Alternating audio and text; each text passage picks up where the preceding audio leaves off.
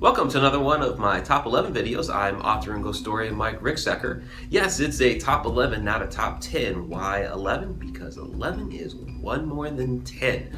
I haven't done one of these for a while, but I do want to give a shout out to the person that actually requested this particular video, which is my buddy Castle.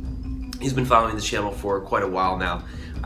Went by the channel Castle Grown before, now it's Castle Concoctions, so please check out his channel. I'll link that below. Also, just recently talking with Karina Kaboom, she suggested that I start doing some more of these type of videos again, so I want to give a shout out to Karina. She has been absolutely fantastic and I love her energy, so I'll link her channel below as well, so check her out. So today's top 11 is the top 11 historic paranormal frauds. So we have a lot of different material within here, a couple of more modern ones, but most of it historic, and we are going to dive right into it. Number 11, the Cottingley Fairies. The Cottingley Fairies were a series of photographs taken by cousins Francis Griffith and Elsie Wright during 1917 and 1920, depicting them playing with fairies. The 1920 photos were actually commissioned by Sir Arthur Conan Doyle of Sherlock Holmes fame. Now, to our modern eye, while they look fake and they look doctored, back in that day, photographic experts actually deemed them genuine. But nowadays, looking at them, we know better. It wasn't until 1981 that Elsie did in fact admit that the fairies were paper cutouts of sketches that she had drawn, inspired by Princess Mary gift book. Number 10, Rudolph the Fence. Rudolph the Fence was a time traveler, and in 1950 he appeared out of the blue in the middle of Times Square in New York City, dressed in 1800s garb. He freaked out looking at where he was, ran into the street where he was accidentally hit by a car and killed. Money in his pockets was found to be from the 1800s, and business cards also found there identified him as Rudolph Fence, which were confirmed by a widow of Rudolph Fence Jr., who did say that her father-in-law disappeared without a trace in 1876. Sounds like a fantastic time travel story. The story was popular for decades, especially in European paranormal circles, and the truth is pretty much the reason why. The story was actually a science fiction story printed in an anthology in 1951, and 2 years later it was reprinted as a true story in a booklet trying to prove that there is a fourth dimension. And this booklet found its way out into Europe, where it took a strong hold and made those rounds within those paranormal circles out there. So no, there was no Rudolph Fence time traveler. Number 9, Peter Popoff. This one's a little more recent. Peter Popoff was a faith healer during the 1980s who had a penchant for announcing audience members' home addresses and their illnesses. And he's the guy that would bash people in the head and suddenly cure them. But he was discovered as a fraud when it was picked up on that he was using a wireless ear receiver to be fed the information by his wife. Ironically, he is still at it today. Number 8, Mumler spirit photography. During the 1860s, William Mumler rose to fame as a spirit photographer, the first photograph of which was a self-portrait which depicted the faint image of a young girl behind him, which looked eerily similar to a cousin of his who had passed away. As the photo made the rounds, he rose to fame and imaged some 500 clients with these different spirits in the photographs. The most famous of which was Mary Todd Lincoln, the wife of President Abraham Lincoln, which actually showed the president behind her with his arms around her. So he was brought to court for fraud and for ruining the reputation of reputable photographers. But he was actually acquitted based on the defense that the people that had these photographs taken actually stated that yes, these were their loved ones in the photographs. Nevertheless, his work today is considered fraudulent. Number 7, Alien Autopsy.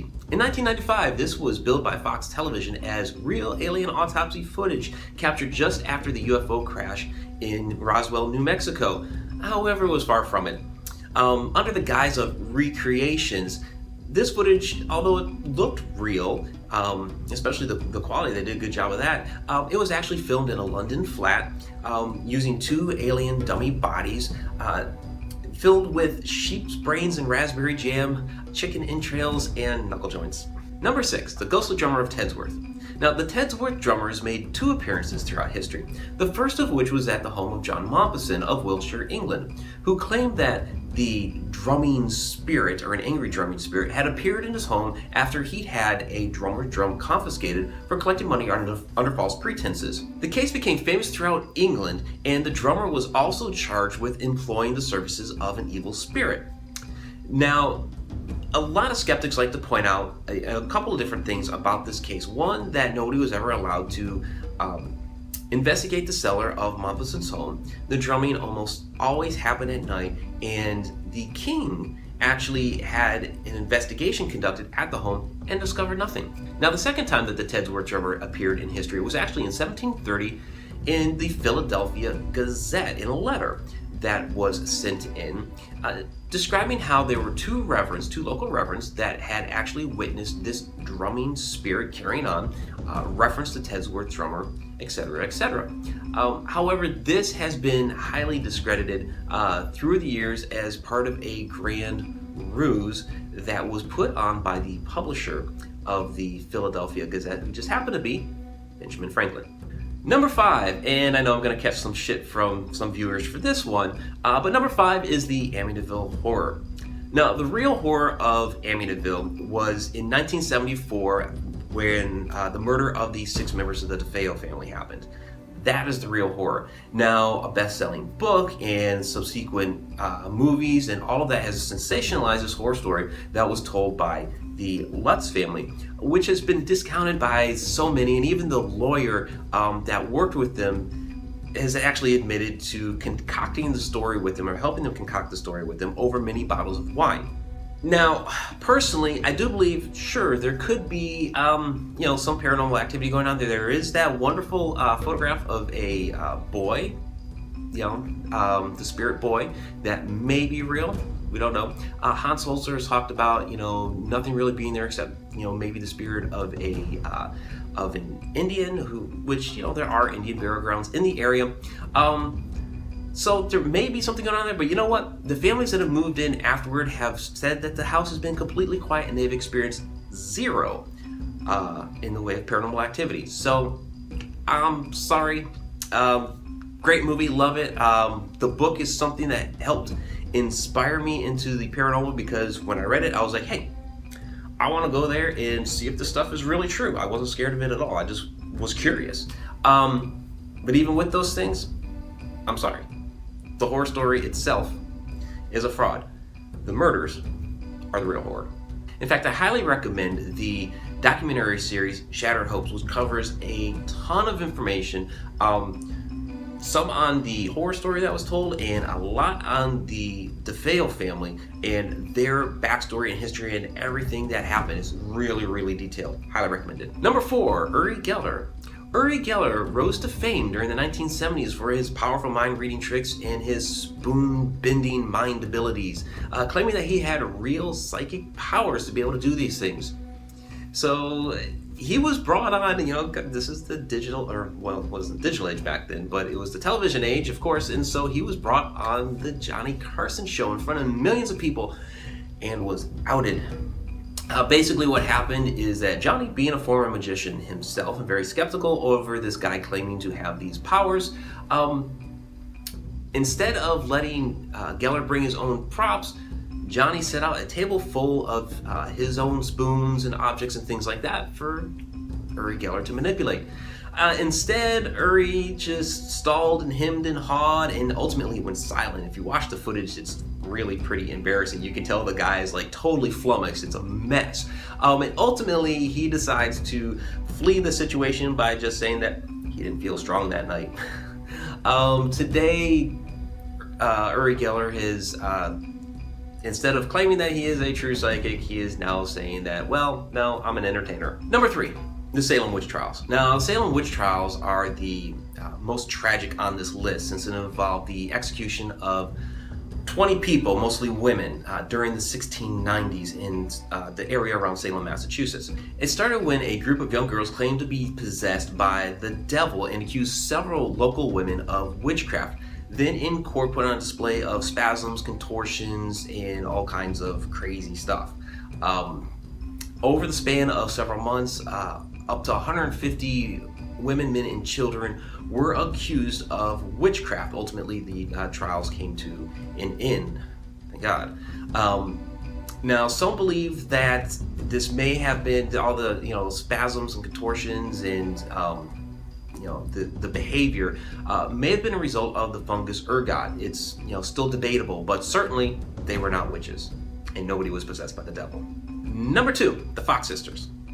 The Fox sisters were sensationalized through newspaper accounts during the mid-1800s, and then later P.T. Barnum made them national celebrities as the spiritual movement, and when they displayed that they could communicate with spirits through the rapping sounds on tables. This movement still exists to this day. And then at that time, the Cyclical Research Center tried to expose them as frauds, as they considered these seances and being able to communicate with spirits through these rapping sounds on the table.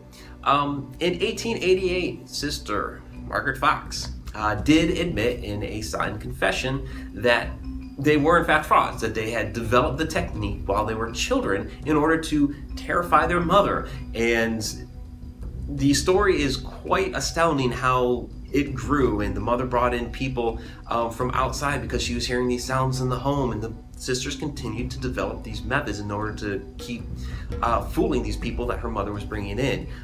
Kind of tragic in that they discovered a murder that happened in their home, and then when the townspeople went through the list of people that had lived in the home, deduced that it must have been this one man and shunned him from the community. And he was totally innocent. But in any case, yes, the Fox sisters were in fact frauds, and the rapping sounds were techniques that they had developed as children, and they continued on as adults through their seances. And the number 1 paranormal fraud, and yes, we're really stepping back into history here, is Simon Magus, otherwise known as Simon the Magician or Simon the Sorcerer. Yes, from the Bible. During the early days of Christianity, Simon was traveling the countryside claiming to be the great power of God and putting on this wonderful display of magic.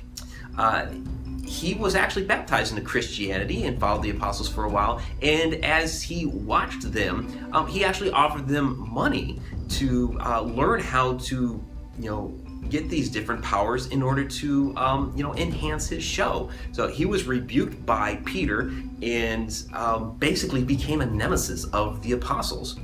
Now, the Apocrypha actually contains some additional material about Simon Magus, in that he was actually rising to power and was trying to earn the favor of Emperor Nero, which was ultimately thwarted. Universally, church writers have dubbed him the first heretic, the father of heresies, a fraud. Thank you for watching my top 11 historic paranormal frauds. Hope you enjoyed it. Please go ahead and leave whatever comments you may have below. If you have other people that you want to discuss, bring up, include as frauds, and there were a lot to choose from actually. This is a interesting handful, an interesting collection of those different paranormal frauds. But go ahead, write about others below. Write about the comment about the ones that we have discussed here. If you like the video, of course, please go ahead and give that thumbs up. And if you have not yet, please, of course, subscribe. Until next time.